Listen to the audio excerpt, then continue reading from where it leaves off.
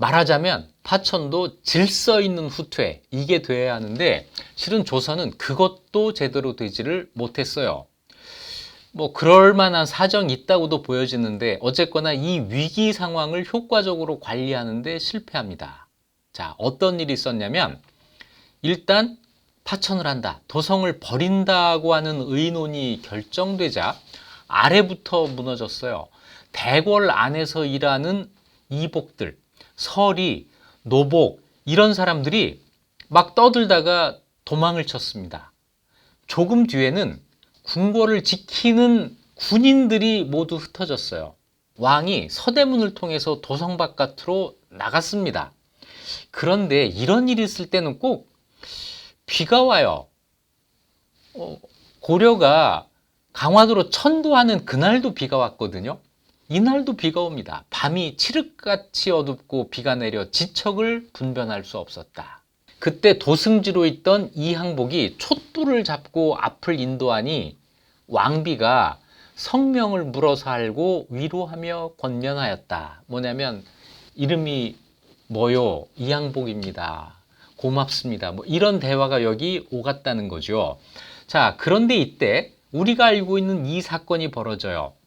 왕의 가마가 떠나려 할 즈음에 도성 안에 있던 간악한 백성들이, 뭐 그냥 백성들인데 하는 짓이 나중에 보니까 간악했다 이거죠. 내탕고에 들어가 보물을 다투어 나눠 가졌다. 내탕고는 왕실 금고예요. 여기에 보물이 꽤 있었겠죠. 이걸 다 가지고 가진 않았을 테니까 거기 남아있는 보물을 나눠 가졌다. 왕이 도성을 떠나자 난민이 크게 일어나 장례원과 형조 건물에 불을 질러요. 왜냐하면 이 두 건물에 노비 문서가 있었기 때문이죠. 다시 얘기해서 여기 불 지르는 사람들은 노비일 가능성이 커요. 이게 불타면 자기가 노비였다고 하는 근거가 사라지는 겁니다. 그리고 궁성의 창고를 노략하고 불을 질러 흔적을 없앴다. 경복궁, 창덕궁, 창경궁 세 궁궐이 일시에 모두 타버렸다. 춘추가 안에 보관되어 있었던 각종 서적, 또 다른 창고에 보관되어 있었던 전조의 사초. 저는 이 대목이 제일 아까운데요. 전조는 고려예요. 고려의 사초. 고려 시대에 계속 남아있던 그 사초, 이걸 고려사를 편찬할 때의 초고이다 이렇게 해설을 붙여놨는데 이게 이때 불탄 거예요. 제가 고려시대 전공하잖아요. 이때 이게 불타는 바람에 제가 더 공부할 수가 없게 된 거죠. 더 공부하고 싶은데요. 이건 정말 안타까운 일입니다. 승정원 일기 이런 것도 다 불타버렸고 내외 창고 각 관서에 보관되어 있던 것들이 불타 없어지거나 도둑을 맞아서 다 흩어지거나 이런 일이 여기에서 생겼습니다. 질서가 완전히 무너진 가운데에서 왕이 아주 서둘듯이 도성을 빠져나간 거죠. 그럴 만한 사정이 있기도 해요. 일본군의 북상 속도가 너무나 빨랐기 때문이다 라는 거죠. 자, 그런데 왕의 파천에 대해서 선조 수정실록과 달리 선조실록에서는 좀 다른 기록들이 남아 있습니다. 왕이 도성을 버리는 것에 대한 신하들의 여러 가지 의견들이 선조실록에 남아 있는데요. 이렇게 돼 있습니다. 1592년 4월 28일 충주에서의 패전 보고가 이르자 왕이 신하들을 불러 파천에 대한 말을 꺼냈다. 선조실록에는 선조가 먼저 파천에 대한 이야기를 꺼낸 걸로 돼 있어요. 선조 수정실록은 신하들이 먼저 꺼낸 걸로 돼 있습니다. 미묘한 차이가 있죠. 그랬더니 선조가 파천 이야기를 꺼내니까 모두가 눈물을 흘리며 부당함을 극언하였다. 아니되옵니다. 이 얘기를 한 거예요. 종묘와 원릉, 이거는 이제 선대 왕들의 능이죠. 무덤이 모두 여기 있는데 어디로 가시겠다는 것입니까? 경성을 고수하여 외부의 원군을 기다리는 것이 마땅합니다. 외부의 원군이라고 하는 게 뭐겠어요? 명나라 군대가 올 때까지 여기에서 싸우면서 버텨야 됩니다. 이런 주장을 하는 사람. 어떤 사람은 전하께서 끝내 파천하신다면 저희 집엔 80 노모가 계시니 저는 못 따라가겠습니다. 차라리 종묘 대문 밖에서 스스로 자결을 하겠습니다. 어머니를 두고 저는 못 갑니다. 이런 이야기를 하는 사람. 전하께서 일단 도성을 나가시면 인심을 보장할 수 없습니다. 백성들이 어떻게 할지 보장할 수 없다는 거예요. 전하의 가마를 맨 인부들이 길모퉁이에 가마를 버려두고 달아날 것입니다. 아주 섬뜩한 예언을 하는데 이 예언은 정확하게 들어맞습니다. 실록의 평가는 이래요. 이때 도성의 백성들이 모두 뿔뿔이 흩어졌으므로 도성을 고수하고 싶어도 그럴 형편이 못 되었다. 관리가 안 된 거죠.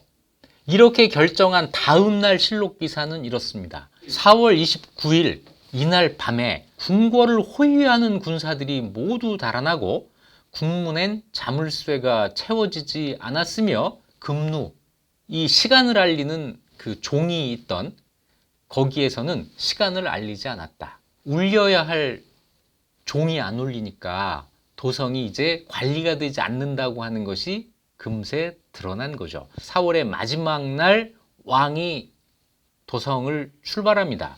이날 온종일 비가 왔다. 그런데 종친과 호종하는 문무관이 100명도 되지 않았다. 관리들도 다 안 따라간 거예요. 선조는 고난의 파천길에 오릅니다. 모래제를 넘어요. 모래내입니다. 모래내를 넘었는데 이날 비가 많이 내렸다. 경기감사가 자기가 입고 있던 우의를 바쳤다. 그러니까 그때까지 왕이 비를 흠뻑 맞아가면서 피난길에 올랐던 거죠. 비를 맞아가면서 벽제역에 이르러, 벽제는 벽제, 지금 그 벽제입니다. 조금 쉬고 출발을 했는데 이 쉬는 틈을 이용해서 따라가던 관원 중 다수가 도로 도성으로 돌아가서 가족들을 데리고 피난했다. 어디론가 다 알아서 도망을 간 거예요. 오죽하면 선조가 윤두수를 불러서 자기가 차고 있던 칼을 풀러주면서 경의 형제들은 나를 떠나지 말라. 이 선조의 위기감이 어땠는지 짐작이 가세요? 자, 임진강에 도달했습니다. 날은 어두워지고 비는 쏟아져 앞뒤를 분간할 수 없었는데 임진강 남쪽 언덕에 승정이라고 하는 정자에 제목을 쌓아두었으므로 그것을 태우게 했다. 그 불빛으로 길을 찾아갔다. 이게 율곡의 화석정 이야기로 이게 나중에 구체화되는데요. 이때 율곡은 세상을 떠난 뒤죠. 율곡이 정자를 짓고 거기에다가 계속 기름을 바르게 했다는 거예요. 그래서 이런 일을 예언을 했다. 아, 역시 대단한 율곡이야 라고 하는데 당대의 기록에는 율곡의 이 화석정 이야기는 나오지 않습니다. 아마 뒤에 만들어진 이야기일 가능성이 크죠. 밤이 깊어서 동파역, 이 동파역은 지금 경기도 파주시 장단면입니다. 그 장단 콩 나오는 바로 그 동네인데요. 여기 도착했을 때 파주 목사와 장단 부사가 주방을 미리 설치해 놓고 수락, 밥이에요. 저녁밥을 지어서 올리려고 할 때 왕을 호위하던 하인들이 난입해서 이 음식을 전부 빼앗아 먹었으므로 왕이 먹을 음식이 없었다. 나라가 태평을 누린 이래로 내병을 없애기에 힘써서, 내병이라는 건 뭐냐면 왕실 친위군입니다. 국왕을 지키기 위해서 둔 군대, 이걸 계속 줄인 거예요. 굳이 필요하지 않다 이런 생각을 아마 했을 겁니다. 필요하지 않은 군대를 이렇게 많이 두는 것은 낭비야 이렇게 생각을 아마 했을 텐데 수귀하는 장수와 군졸에 있어서까지 기율로 단속하지 못했기 때문에 계속 줄이고 군기도 잡아놓지 않고 이랬기 때문에 갑자기 이런 위태로운 시기가 되었을 때 흩어지는 것을 이걸 어떻게 막을 수가 없었다. 이런 기록입니다. 또 개성으로 가는데 따라오던 경기의 이졸들이 도망해서 흩어졌다. 거의 무정부 상태가 된 거예요. 극심한 무질서 속에서 왕은 북쪽을 향해서 파천을 하고 있었던 겁니다. 이런 상황에서 군대를 수습해서 일본군과 싸운다? 이건 그 당시 상황에서는 거의 불가능한 일입니다. 그래도 가면서 한번 방어선을 쳐요. 임진강 방어선을 칩니다. 선조가 임진강을 건넌 다음에 모든 배를 강 북쪽으로 대게해요. 남쪽에서 올라오는 일본군이 임진강을 건너려면 배를 만들어서 올라와야 되겠죠.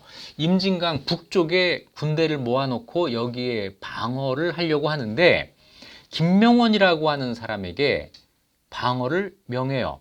그리고 이때 팔도에 선조가 죄기서라는 걸 내립니다. 내가 죄인이다. 내가 잘못했다라고 하는 이런 글이에요.